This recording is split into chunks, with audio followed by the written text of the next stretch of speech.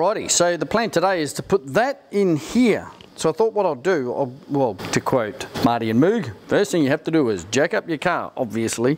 As I pull it out though, we'll put the two of them together and do a bit of a comparo about where the advantages of this one are. And there's a few advantages of this one, not the least of which it holds a fair bit more fuel. So, cool, let's rip into it.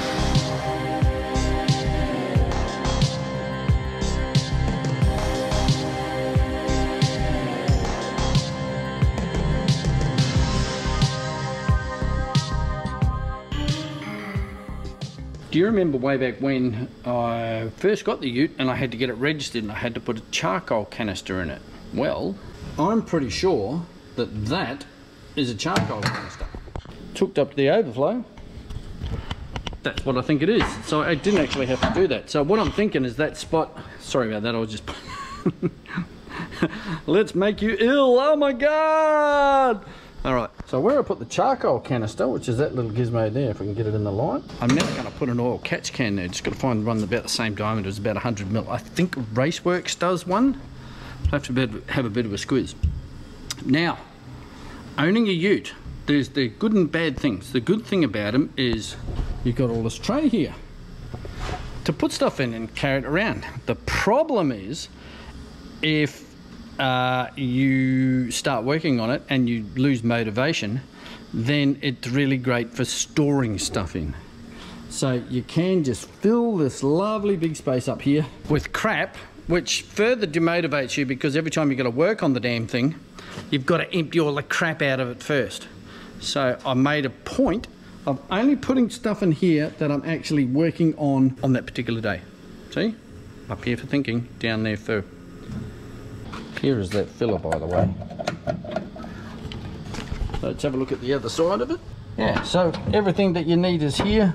We have to put the little hose on over to this guy here. We just need to line it up first, which will take a little bit of fizzling with this, but yeah, shouldn't be a drama.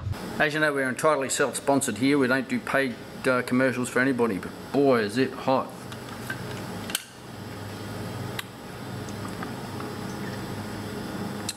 That smooth, cool taste.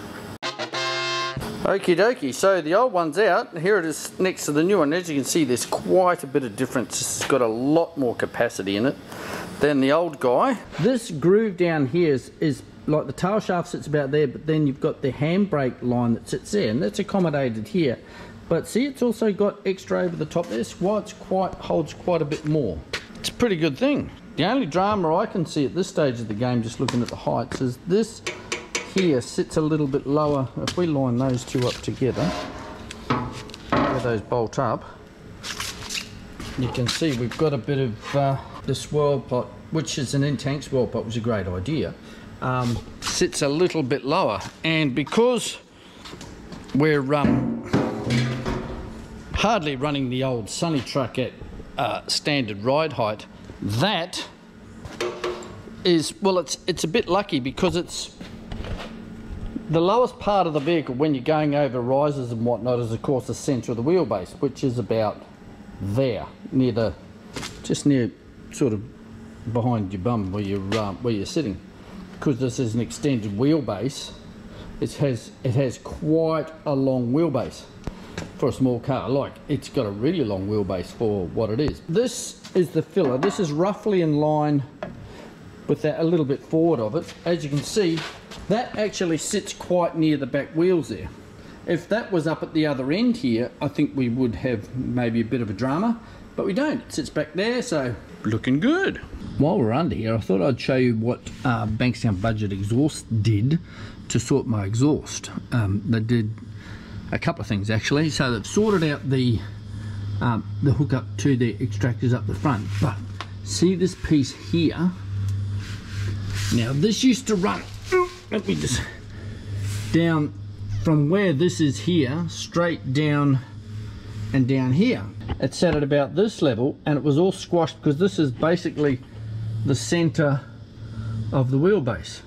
So this is the point where it's going to get squashed. So what they've done is they've tucked it up into the tail shaft, or the raised part in the floor, tucked it up here, which is the main sort of drama place, and then yeah, hooked it back up to the rear because I didn't want that muffler changed because it sounds awesome. But yeah, that's what they did to us. Good job, guys. As you can see, the tanks here, this is the breather sort of return line back to the tank. That's here in this one, and this was the up that way actually, that originally was the original one that came with the car. So what it's got to do is it goes down inside the wall in between the inside and the outside through the chassis, like there. There's a grommet that goes with that, and over to here. Now this one's, as you can see, it's if it was the same as the original, it'll be about there, but it's back here. Comes forward and then goes through the chassis. Now, good thing about that is, included in the kit is all the hoses that you need. Notice it hasn't got a bend in it, but we've got all the breather hoses and all the other stuff that we actually need there, and a bunch of other gubbinses too. We've got this nice little elbow here too. So basically, this is the bit that's going to go sit inside there and go through the chassis. We just hose on and then hose up to our filler that we've already put in. So yeah, everything you need is here. Tank doesn't fit. Well, it's not going to fit without a few modifications, and I'll tell you why, or I'll show you why. Being a long body is distinct from your normal everyday ute. There is an extra brace here. Okay, it comes up, it sits a little bit further forward. So your standard ute doesn't have it, but this one does. And this is why the long body tank is unique to the long body, because of that there. You can see it at this angle. That brace sits along here, and as you can see, that's not going to work. I might have to call on the welding and cutting prowess of Shannon again, and we're going to have to slice this out here, down and across, take that out and then weld in back to about here. Well, this is basically what needs to, how the shape it needs to be. If we can accurately cut that piece out, we can actually flip it over and weld it back in, so it will bring that flat across further and accommodate the extra brace in the long body, and then it will fit.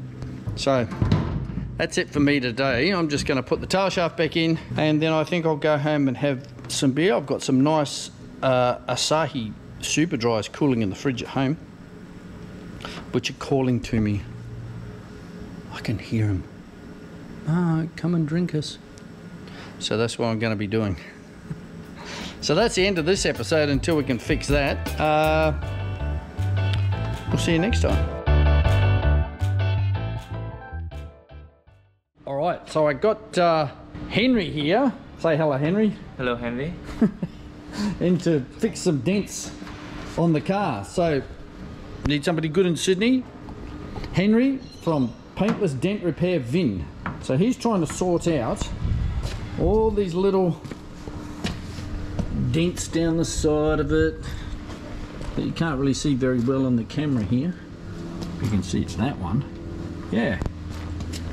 He's been beavering away for quite a while here, so he can get it. We're not going to get it perfect, I realise that, but we can get it a damn sight better, because this is a, you know, it's 40-year-old work truck, so it's going to have dents, and it should have at least a couple in there, just small ones, but it's just peppered down the side. So one last thing while I think about it, Henry did an absolutely outstanding job on this.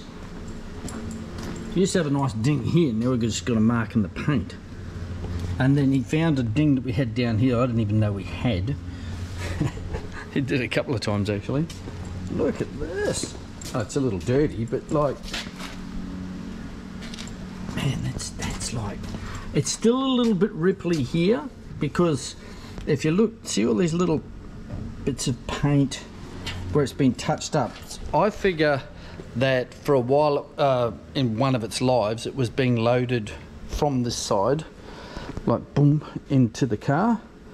So it's it's copped a few dings along there, but still, he's done a fantastic job.